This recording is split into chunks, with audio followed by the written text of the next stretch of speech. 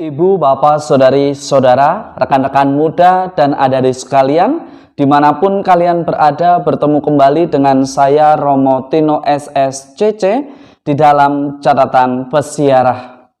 Di dalam perjalanan persiaran hidup, kekayaan memang tidak menjadi jaminan akan kebahagiaan sejati. Tetapi kehidupan pula membutuhkan kekayaan itu untuk menjalani hidup kita di dalam persiaran hidup. Maka janganlah menunda-nunda untuk berbuat baik dan melakukan pertobatan. Harta yang ada di dunia ini jadikanlah sebagai fasilitas dan pendukung akan karya dan tugas serta tanggung jawab kita. Jangan sampai harta kekayaan di dunia ini menjadi Tuhan atas hidup kita, karena kita adalah milik Allah, dan sejatinya sebagai orang beriman mestinya senantiasa tidak menunda kebaikan dan senantiasa melakukan apa yang menjadi kehendak Tuhan. Sebelum kita mendengarkan permenungan dari catatan pesiarah, marilah kita membuat tanda kemenangan Kristus. Dalam nama Bapa dan Putera dan Roh Kudus. Amin. Allah Bapa sumber kehidupan, penyertaan-Mu membawa kami senantiasa mempunyai pengharapan. Jauhkanlah kami dari belenggu harta duniawi dan tuntunlah kami untuk mengejar harta surgawi di dalam persiaran hidup kami. Demi Kristus Tuhan dan pengantara kami. Amin. Ibu, bapak, saudari, saudara, rekan-rekan muda, dan adik-adik sekalian yang terkasih, janganlah Anda, saya, serta kita semua menunda-nunda untuk bertobat kepada Tuhan. Jangan kita tangguhkan segala perbuatan baik kita dari hari ke hari. Sebab mungkin tiba-tiba Tuhan mengatakan, cukup kita hidup di dalam persiaran di dunia ini. Kita lupa untuk memberikan makna dan nilai di setiap lembaran persiaran hidup kita. Benar yang dikatakan oleh orang bijak bahwa cinta tidak bisa hidup tanpa uang, tetapi cinta juga tidak bisa dibeli dengan uang. Begitu pula dengan kebahagiaan sejati. Kekayaan tidak menjadi jaminan, tetapi kekayaan juga diperlukan untuk membuat kita survive atau bisa bertahan hidup di dalam persiaran di dunia ini. Di dalam surat Rasul Yakobus dalam bacaan pertama pada hari ini, kita diingatkan sebagai orang beriman hendaknya tidak mengandalkan kekayaan di dalam menjalani hidup kita. Tetapi kita senantiasa untuk tetap mengandalkan dan berpengharapan kepada Dia sang pemilik kehidupan. Jelas dikatakan di sana, jangan mengandalkan kekayaanmu dan jangan berkata ini cukup bagiku. Hati dan kekuatanmu jangan kau turuti untuk berlaku sesuai dengan hawa nafsumu. Karena pada dasarnya harta kekayaan yang kita miliki sifatnya fana. Harta dan kekayaan yang kita miliki mendukung perjalanan persiaran hidup kita sampai ajal menjemput kita. Menjadi pertanyaan, apakah kita dikendalikan oleh harta kekayaan kita, ataukah kita menjadikan harta kekayaan sebagai sarana untuk memuliakan Tuhan? Mari kita berefleksi. Apakah kita sudah berlaku seperti yang Allah kehendaki? Bacaan hari ini tidak melarang Anda, saya, serta kita semua untuk hidup menjadi kaya.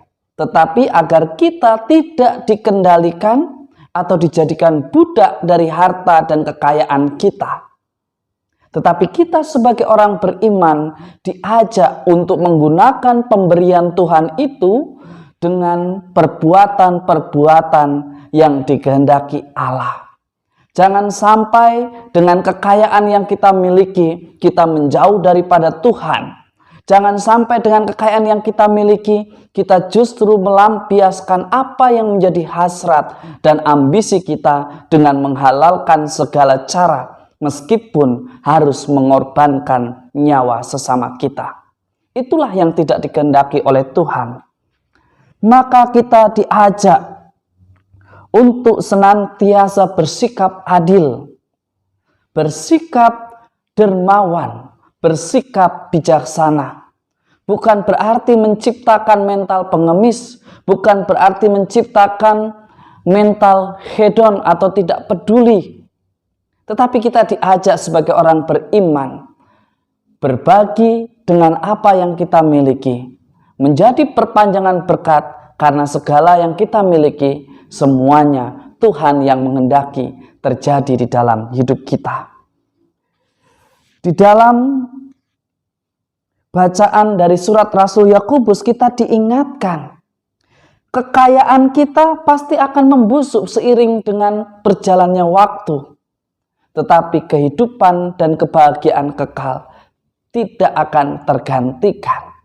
Maka selama masih kita hidup, hendaknya kita berani untuk hidup jujur, berani untuk hidup di dalam kesederhanaan. Di dalam Injil hari ini kita juga diingatkan bagaimana kita harus hidup sebagai orang beriman. Jangan sampai kita menyesatkan orang. Jangan sampai kita justru menjadi sumber dari malapetaka. Injil suci menurut Markus pada hari ini mengingatkan kepada kita bahwa garam itu memang baik, tetapi jika garam menjadi hambar, dengan apakah kalian akan mengasinkannya?